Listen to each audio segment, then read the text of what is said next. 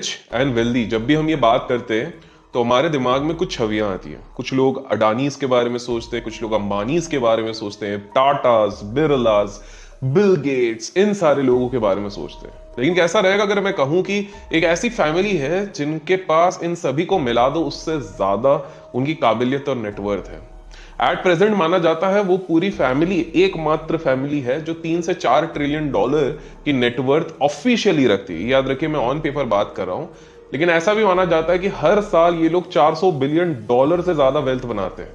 मतलब ये वेल्थ इतना है कि हर 2 साल में ये वर्ल्ड के रिचेस्ट इंसानों की लिस्ट में टॉप कर सकते हैं, लेकिन स्टिल हमको इनका नाम बहुत कम सुनने मिलता है। लेकिन ये एक प्रूवन फैक्ट है कि हमारी देश व्यवस्था है, हमारी दुनिया के जितनी भी बड़ी चीजें हैं, चाहे वो पॉलिटिकल एजेंडाज हो, चाहे कॉर्पोरेट एजेंडाज हो, चाहे फाइनेंशियल एजेंडाज हो या स्टॉक मार्केट हो, यहां पर इनका कंट्रोल चलता है। ये एक ऐसी फैमिली थी जिन्होंने शुरुआत में कोल और कॉटन के व्यापार से शुरुआत करी थी, लेकिन जैसे ही उनको समझ में आया कि भाई नींव तो केवल फाइनेंस से ही रखी जा सकती है, बिकॉज कुछ भी कह लो पूरी दुनिया पैसे के आगे झुकती है, इसलिए उन लोगों ने दूसरा रास्ता चुना जिसमें कि वो धीरे धीरे करेंसीज में आए, ट्रेडिंग में आए, स्टॉक मार्केट में आए। और माना जाता है कि दुनिया में जब भी कोई बड़ा स्टॉक मार्केट क्रैश होता है तो वो इनके इशारों पे ही होता है, और जब भी ये स्टॉक मार्केट क्रैश होता है उस समय पे ये बहुत ही बड़ा पैसा लगाते हैं, जिससे कि वो बहुत ज्यादा पैसा बाद में कमाते हैं। एक रॉयल फैमिली है, और अभी तक आप लोग समझ ही गए होंगे क्योंकि ये एक ऐसी फैमिली है जिसपे सबसे ज्यादा कॉन्स्पिरेसी थ्योरीज चलती है। ये एक ऐसी फैमिली है जिसने जब जब मार्केट क्रैश हुए हैं, चाहे वो 2008 का क्रैश हो, 2001 का .com बबल का क्रैश हो या 2020 के कोरोना क्राइसिस हो, तो ये ऐरे गहरे नत्थु गहरे स्टॉक्स में पैसा कभी नहीं लगाते। इन लोगों ने पैसा लगाए हैं in stocks like Facebook, Apple, Bank of America, Pfizer, JP Morgan, Pepsi, Berkshire Hathaway, और इस तरह से लिस्ट काफी बड़ी है। और जैसे कि आप लोगों को पता है कि ओवर डिकेड्स ये सारे स्टॉक्स ऐसे हैं जो बहुत ही तगड़े कंपाउंडिंग रिटर्न देते हैं with tight security and safety. ये एक ऐसी फैमिली है जो 70% कंट्रोल करती है यूरोप और साउथ अफ्रीका को, और यूरोपियन बिजनेस को तो खासकर। इसी के साथ साथ ऑस्ट्रेलिया, वेटिकन सिटी, यहां पर ये समय समय पे चैरिटी पहुंचाती है। इनफैक्ट वेटिकन सिटी में ये फ्री में दारू पहुंचाती है, मतलब पुण्य का काम करने की कोशिश कर रही है क्योंकि वेटिकन सिटी है आफ्टर ऑल। और दुनिया की जो टॉप 10 फाइनेंस कंपनीज हैं 10 में से 8 में इसका राज है। मैं बात कर रहा हूं रॉथस्चाइल्ड फैमिली की। दोस्तों आप में से काफी सारे लोगों ने मुझे रिक्वेस्ट करी थी कि रॉथस्चाइल्ड्स के ऊपर एक वीडियो बनाइए, आपके विचारधाराएं रखिए। थोड़ा समय लगता है रिसर्च करने पे, लेकिन फिर मैंने सोचा कि भैया आप लोगों के सामने अब जब ये लॉन्ग वीकेंड आ ही चुका है तो इस वीडियो को रखा जाए, जिससे कि आपको पता चले कि जो भी चीजें आपको दिखाई जा रही हैं ये केवल एक सरफेस लेवल पे दिखाई जाती हैं। सरफेस लेवल पे आपके आंखों के सामने पर्दा लगाया जाता है, नई नई कहानियां बनाई जाती है। फॉर एग्जाम्पल हाल फिलहाल की एक खबर आई है, एक बहुत ही प्रमुख प्राइवेट सेक्टर बैंक गिरे जा रहा था। अचानक से हमारे देश की सबसे बड़ी इंश्योरेंस कंपनी को कहा गया है, वो भी हमारे सेंट्रल बैंक द्वारा, कि भाई साहब जाके वहां पर स्टेक बढ़ाओ। ऐसा वैसा स्टेक नहीं, करीब करीब 50,000 करोड़ का, वो भी एक ही क्वार्टर पे। तो आपको समझना पड़ेगा कि आपको केवल एक ही चीज दिखाई जाती है, चाहे वो मीडिया हो चाहे कोई भी चीज हो, लेकिन आपका दोस्त अभिषेक है जो आपको सारी चीजें बताने वाला होगा। रॉथस्चाइल्ड की अगर मैं बात करूं तो ये सबसे ज्यादा कॉन्ट्रोवर्शियल फैमिली रही है। इसकी शुरुआत तो मिडिएवल एरा से ही हो चुकी थी। आप लोगों को बता दूं कि ये तब की बात है जब यूरोपियन सिविलाइजेशन में पॉलिटिक्स सबसे बड़ी चीज चलती थी। इनफैक्ट आज पॉलिटिक्स शायद यूरोप से ज्यादा हमारे देश में ज्यादा प्रोमिनेंट होता है, लेकिन पॉलिटिक्स इतनी बड़ी चीज होती थी कि इसी के चक्कर में काफी सारे लोग वहां पर विक्टिम बन जाते थे। स्पेसिफिकली ज्यूइश समाज के जो लोग रहते थे वो इसके बहुत बड़े विक्टिम बन जाते थे। अब जब ज्यूइश लोगों को परेशानियां होने लग गई, बिकॉज एक धारणा चलने लग गई कि भैया जो क्रिश्चियनिटी को एक्सेप्ट करता है वही बंदा सही है, जो क्रिश्चियनिटी को नहीं एक्सेप्ट करता है वो गलत है। इस तरह के काफी ज्यादा पॉलिटिकल एजेंडाज वहां पर चल रहे थे, जिसके चक्कर में जितने ज्यूज थे वो लोग काफी परेशान थे, थरथराते थे कि भैया क्या करे। और इसी के चक्कर में काफी ज्यादा ऐसे ज्यूइश लोग थे जो कि सेटल हो गए। आज जो हम मॉडर्न जर्मनी जिसको कहते हैं, वहां पे फ्रैंकफर्ट जर्मनी, इसके आसपास ये लोग सब सेटल हो गए। वहां पर ज्यूज के साथ और बदसलूकी की जाती थी, जिसके चक्कर में वो बहुत ही नैरो स्ट्रीट पे रहते थे। एक पतली सी गली रहती थी, उसी में घुस के छोटी सी गली में रहते थे। अब क्रिश्चियंस के उस समय पर एक चीज चलती थी, क्योंकि क्रिश्चियंस काफी ज्यादा प्रभु के भक्त रहते थे और उनके हिसाब से किसी से भी लेन देन करना, लेंडिंग का जो बिजनेस होता है वो पूरी तरीके से गलत होता है। मतलब उधार देना, उधार लेना, पैसे की जब भी बात करो तो वो जैसे आपने पुराने टेक्सचर्स में देखा होगा ना कि पैसा, money is the root cause of all evil, पैसा ज्यादा हो तो बहुत गलत काम किए होंगे तभी होंगे। तो इस चक्कर में वो लेंडिंग बिजनेस में क्रिश्चियंस नहीं घुसते थे। ज्यूज के लिए अनफॉर्चुनेटली ज्यादा ऑप्शंस बचे ही नहीं थे, और इसी चक्कर में जो ज्यूइश समाज के लोग थे वो लोग लेंडिंग में चले गए। Little did the Christians new कि आगे चलकर यही वाला बिजनेस सबसे ज्यादा लोगों के प्रिय रहेगा, सबसे ज्यादा फाइनेंसिंग सबसे ज्यादा जरूरी होगी। तो ज्यूइश लोगों ने सबसे पहले जितनी भी नोबिलिटीज रहती थी, नोबिलिटीज मतलब राजा, महाराजा, प्रेसिडेंट्स, वाइस प्रेसिडेंट, जो बड़े बड़े लेवल के लोग रहते थे, इनके फाइनेंसेस देखने लग गए। एक तरीके से समझ लो भैया उनका टैली मेंटेन करते थे, अकाउंटेंट बन गए, क्या आ रहा है क्या जा रहा है, कहां से टैक्स कलेक्ट करना है, कहां से कैसे करना है। और इसी समाज के बीच में अब एक व्यक्ति का बर्थ होने वाला था जो पूरी तरीके से ज्यूइश कम्युनिटी को तो चेंज करने ही वाला था, साथ में पूरी दुनिया में राज करने वाला था। सो रॉथशाइल्ड फैमिली में एक व्यक्ति पैदा हुआ, उनका सरनेम रॉथशाइल्ड था, और वो जाके काम करने लग गए काफी सारे मिनिस्टर्स के। और उस समय के जो रॉयल राजा थे, एक तरीके से समझिए जो मेन राजा थे, उनके अंडर पे वो काम करने लगे। उनका काम केवल ये नहीं था कि कहां से कॉइन्स आ रहे उनको जमा करो, बिकॉज आप लोगों को पता ही होगा राजा महाराजाओं के एरा पे गोल्ड कॉइन्स, सिल्वर कॉइन्स, ये सारी चीजें होती थी। केवल उनका काम कॉइन्स नहीं था, anything which could be collected. Collected में क्या क्या कलेक्ट कर सकते हो आप? कॉइन्स कलेक्ट कर सकते हो आप, टैक्स कलेक्ट कर सकते हो, penalties on the customers collect कर सकते हो आप, ये राज्य में जो गलत कर रहा है दंड दे सकते हो, फार्मर से आप चीजें ले सकते हो। तो जितनी चीजें भी कलेक्ट करनी थी वो सारी चीजें आउटसोर्स हो रही थी इस बंदे को बाय द नोबिलिटीज।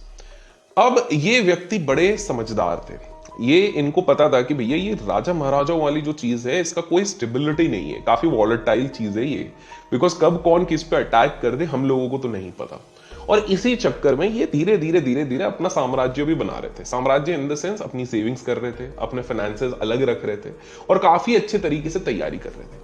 और जब नेपोलियन ने अटैक करा इनके राजा को, तब इनको समझ में आ गया कि भैया जो प्रिंस है इसकी तो टाइटाई फेस हो गई, और इनके जो प्रिंस थे जिनके अंडर ये काम कर रहे थे रॉथशाइल्ड भाई साहब, तो ये एग्जाइल में चलेगा। एग्जाइल मतलब जो वनवास टाइप का रहता है उस तरह छोड़ छाड़ के हर चीज चलेगा।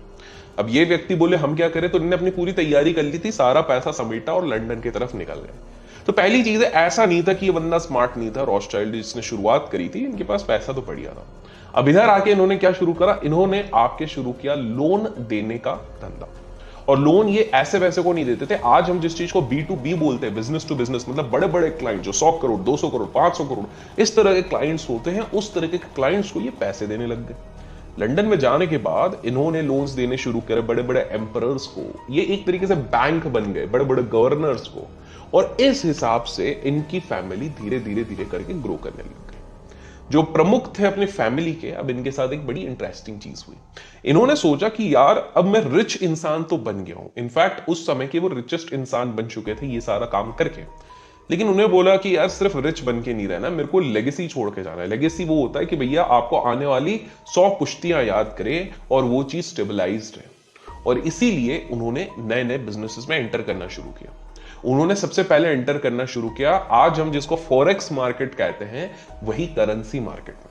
ये लोग उसकी स्टेबलाइजेशन की तरफ बढ़ने लग गए। स्टेबलाइजेशन इन द सेंस, आज जो आपने नाम सुना होगा IMF, इंटरनेशनल मॉनेटरी फंड, जो काम IMF और वर्ल्ड बैंक करती थी, सेम काम ये एक फैमिली करने लग गए। और इनके लिए सबसे बड़ा बिजनेस होता था वॉर्स। वॉर्स मतलब युद्ध का बिजनेस। जहां पर भी युद्ध होता था कहीं ना कहीं इनका एक रोल होता था, क्योंकि कहीं ना कहीं यही स्पॉन्सर कर रहे हैं किसी युद्ध को, कहीं ना कहीं उसके आर्म्स एंड आर्मामेंट्स भी यही पुश कर रहे हैं, और कहीं ना कहीं इन्हीं के बोलने पे युद्ध भी रुक जाता है। माना जाता है कि एक समय पर इन्होंने सीधे बोल दिया था कि भैया हमारे होते हुए ये वाली जगह पे वॉर हो ही नहीं सकता। सामने वाली आर्मी ने बोला ऐसे कैसे नहीं होगा, तो बोले सिंपल सी बात है बॉस, तुम्हारे खाने का, तुम्हारे पहनने का, तुम्हारे आर्म्स, तुम्हारे बॉम्ब, ये सब कहां से आ रहे हैं? इनके सैंक्शन कौन कर रहा है? जो कर रहा है ना उसको पैसे कौन दे रहा है? उसको पैसे देते हम। एक चुटकी में अगर हम पैसा देना बंद कर देंगे तो तुम वॉर कहां से लड़ोगे? और वो बात बिल्कुल सही थी, बिकॉज यूरोप के काफी जगहों पर इन्होंने वॉर्स अपने हिसाब से चलाए और रोके थे। आप लोगों को बता दूं कि ये इतने ज्यादा चैलेंजिंग हो गए थे कि ये रॉकफेलर्स, जिनके ऊपर भी हमने अपने चैनल पे वीडियो बनाया है, उन तक को इनने घुटने टेकने पे मजबूर किया था। हिस्ट्री की किताब अगर पढ़ी होगी और आपने पढ़ा होगा स्विस कैनाल के बारे में, तो जी हां, स्विस कैनाल के निर्माण में भी इन लोगों ने बहुत ज्यादा योगदान दिया। लेकिन उसके बाद जब इनके मेन सदस्य की मृत्यु हुई थी और फैमिली में कुछ लोग बचे हुए थे, तो उस समय पे करीब करीब 10 से 11 लोग थे फैमिली में, जिसमें से कि 6 लड़कियां 5 लड़के थे। और यहां पर इन्होंने एक नया गेम खेला और ये प्रथा आज भी चल रही है। आप लोग सोच रहे होंगे कि ये इतनी सीक्रेट रह के ये फैमिली कैसे रहती है, बिकॉज इनके जो प्रमुख थे उन्होंने एक रूल बनाया कि यार जो घर के सीक्रेट्स है और घर की संपत्ति है वो घर के अंदर ही रहनी चाहिए। और ये कैसे होगा? ये ऐसे होगा कि जो भाई हमारे ही कजिन्स हैं, जो इसी व्यापार में है, जो हमारे ही रिश्तेदार हैं, उसे के बीच में लड़के लड़के की शादी होगी। मतलब भाई की शादी कजिन बहन के साथ होगी, कजिन बहन की शादी कजिन भाई के साथ होगी। इस प्रकार से ये फैमिली ट्री बनती गई। मतलब इन्होंने कहा कि रॉयल ब्लड के अंदर ही रहने लग गए। अब कुछ लोग यहां पर बोलेंगे कि छी छी छी छी ये कैसे चीज कर रहे हैं, तो यह छी छी करने की जरूरत नहीं है, बिकॉज ये इनने तरीका निकाला किसी प्रकार से हमारी चीजों में अंदर रखा जाए। बाय द वे, एक नेटफ्लिक्स पे हाल फिलहाल पे एक सीरीज आई है, लेकिन वो थोड़ा डेविल टाइप पे गई है, the fall of house of Usher करके। मैंने आज से 2-1 महीने पहले देखी थी, जिस दिन रिलीज हुई थी उसी के अगले दिन से देखनी शुरू करी थी। आप लोग चेकआउट करना, थोड़े बहुत हिंट्स जो दिए गए ना वो इसी फैमिली के दिए गए। बस थोड़ा सा उसमें एंगल अलग दिया है कि सैटन वाला कल्चर उसमें लगाया गया, बिकॉज वो एक नोवेल से इंस्पायर्ड है। लेकिन अगर आप उस नोवेल के बारे में पता करते हो तो आपको पता लगेगा कहीं ना कहीं वो नोवेल भी इन रॉथस्चाइल्ड वाली फैमिली से थोड़ी बहुत इंस्पायर्ड है। तो जाके चेकआउट करना, नाम उधर अलग दिया है लेकिन कहीं ना कहीं ये चीज। और बाय द वे, वीडियो को अभी तक आप लोगों ने लाइक नहीं किया तो लाइक जरूर करना और कमेंट्स में रिच लिख देना अगर आपको इस तरह के वीडियोस बहुत पसंद है। लाइक्स तो भर भर के करो भाई, बिकॉज इसी से पता लगता है आपको इस तरह के वीडियोस और चाहिए कि नहीं चाहिए। आते हैं वापस, तो ये वाला सारा सीन चल रहा था। अब क्या हो गया कि इनकी जो फैमिलीज में लड़के लड़कियों की शादी हो गई, उसके बाद 5 प्रमुख लोग थे, 5 बच्चे थे, जिनको अलग अलग कंट्रीज में कंट्रोल करने के लिए भेजा गया बैंकिंग इंडस्ट्री को। तो कोई लंदन जा रहा है, कोई इजिप्ट जा रहा है, कोई यूएस, यूके, इस तरह से अलग अलग, को सिंगापुर, इस तरह से 5 मेजर जगहों पे भेज दिया गया और वहीं से इन्होंने कंट्रोल करना हर चीज को शुरू किया। नीदरलैंड्स में इनका एक मेन बैंक बना जो कि कंट्रोल करता था मेजर वॉर्स, और यहां तक कि ब्राजील का जो पोर्चुगल से इंडिपेंडेंस करा गया उसमें भी पैसा इन्हीं लोगों ने डाला था। पॉलिटिकली काफी ज्यादा स्ट्रांग थे। और आप लोगों को बता दूं कि इन लोगों ने इतने ज्यादा, मैंने क्या कहा था, कलेक्शन के बड़े शौक थे, टैक्स कलेक्ट करते थे, पैसा गोल्ड कलेक्ट करते थे, इसके साथ साथ ये काफी ज्यादा आर्ट्स भी कलेक्ट करते थे। ऑल्दो हिटलर ने जब हर जगह त्राही त्राही मचाई थी तो उन्होंने, हिटलर भाई साहब ने इनके काफी ज्यादा आर्ट्स चुराए तो थे, लेकिन कहीं ना कहीं एक पूरी तरीके से तो भी कंट्रोल में थे। तो ऑस्टिन वाली जो जगह थी वहां पर इनका फेलियर थोड़ा सा हो गया था। उसके बाद आप लोगों को बता दूं कि इन लोगों ने अपनी एक इन्वेस्टमेंट कंपनी खोली, इन्वेस्टमेंट ट्रस्ट खोली, जिसका नाम है RIT कैपिटल पार्टनर्स। और वो RIT कैपिटल पार्टनर्स आज भी एग्जिस्ट करती है, इसके बस नाम चेंज होते जाते हैं। आप लोगों को बता दूं कि पूरी दुनिया की जो गोल्ड माइनिंग की सेकंड लार्जेस्ट कंपनी है उनको वही कंट्रोल करते हैं, यही लोग कंट्रोल करते हैं। थर्ड लार्जेस्ट जो कॉटन प्रोडक्शन वाली इंडस्ट्री है उनको यही कंट्रोल करते हैं। और इसी के साथ साथ गोल्ड माइनिंग की जो लार्जेस्ट कंपनी है उसमें भी इनका स्टेक होल्डिंग है। टॉप 10 फाइनेंस कंपनीज के बारे में तो बता दिया, वहां पर 8 कंपनीज में इनका स्टेक है। इनफैक्ट आप लोगों को अगर लगता होगा कि केवल BlackRock as an institution no doubt सबसे बड़ी है, लेकिन एज अ फैमिली ये सबसे ज्यादा है। जो सबसे बड़ी इंश्योरेंस अलायंस इंश्योरेंस कंपनीज थी उसमें भी ये डिकेड्स बैक से यहां पर अपना पोजीशन होल्ड करके रखते हैं। इसी के साथ साथ नेपोलियन के वॉर के टाइम पे पता चला नेपोलियन के ट्रूप्स और वॉर को भी इन्होंने इक्विप करके रखा था। माना जाता है कि ये एक ऐसी फैमिली है जो पिछले 12-13 साल पहले से AI वाली चीज में घुस चुकी है। हम लोगों को जिसके बारे में आज पता लग रहा है, इन लोगों के साइंटिस्ट जो इनने खुद ने हायर किए पर्सनल, वो ये सारी चीजें जान चुकी है। अब 2 मेजर रीजन जिससे इनने सबसे ज्यादा पैसे कमाए। पहला रीजन ये था बिकॉज ये एक चीज करते थे, जब ये राजा महाराजाओं के अंडर काम करते थे रॉथस्चाइल्ड्स लोग, तो ये एक चीज करते थे जिसको आज के समय पे फ्रंट रनिंग कहते थे। फ्रंट रनिंग क्या होता है कि बेसिकली मान लो मैं एक म्यूचुअल फंड हूं और आप एक ट्रेडर हो, आपको मैं डील देता हूं कि भैया अगले महीने में 300 करोड़ का यह XYZ शेयर उठाऊंगा। आपको तो पता लग गया। अब आपके पास एक इंफॉर्मेशन का एडवांटेज है क्योंकि आपको पता है जिस दिन मैं उठाऊंगा उस दिन 30% का ऊपर भाग जाएगा मार्केट, मतलब मार्केट इन द सेंस वो वाला XYZ स्टॉक। तो आप वो 30 डेज पहले जो अप्रूवल के लिए टाइम लग रहा है उतने में आप खुद एक्यूमुलेट करोगे मल्टीपल अकाउंट से, आपकी बहन, आपकी कजिन, दूर दूर के। और उसके बाद जब मैं ये अपना पोजीशन बनाता हूं तब मैं ऑलरेडी थोड़े महंगे में लूंगा, प्लस 30% और बढ़ जाएगा।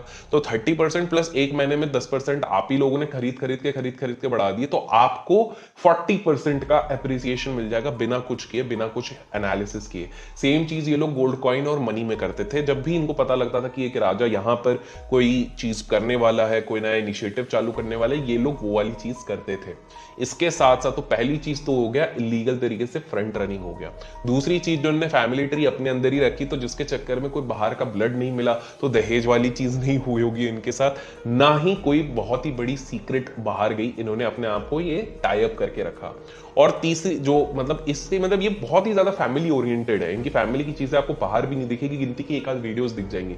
जैसे वो होता है ना फास्ट एंड फ्यूरियस में, अपना विन डीजल भाई बोलते रहते हैं फैमिली फैमिली, और वो जो एनिमल में फैमिली फैमिली, उस तरह से ये पूरे क्लोज नेट एक तरीके से फैमिली रहती है। और तीसरा रीजन जिसके चक्कर में ये लोग इतना ये करके रख पाए, बिकॉज 80 to 90% मीडिया को ये कहीं ना कहीं कंट्रोल करते हैं जब भी इनको लगता है। और उसका रीजन भी ये सिंपल सा है, और वो हो सकता है सर्कुलर वे में ओनरशिप रख रहे हैं, सर्कुलर ओनरशिप रख रहे हैं, या फिर अपनी शेल कंपनीज के थ्रू डाइवेस्ट इन्वेस्टमेंट करके फिर किसी तरह से ओनरशिप रख रहे हैं। उसका रीजन सिंपल सा है, बिकॉज मीडिया इज समथिंग जो किसी का भी माइंड को मैनिपुलेट कर सकता है। हमने अक्सर देखा है, न्यूज चैनल्स हो गए, स्पेसिफिकली न्यूज पेपर्स इंडिया में, ये काफी ज्यादा मैनिपुलेट करते हैं। कोई भी गलत खबर को ऊपर नीचे करके आप लोगों को बता देंगे, और पब्लिक भी बेचारी भोली भाली रहती है, मानने लग जाती है।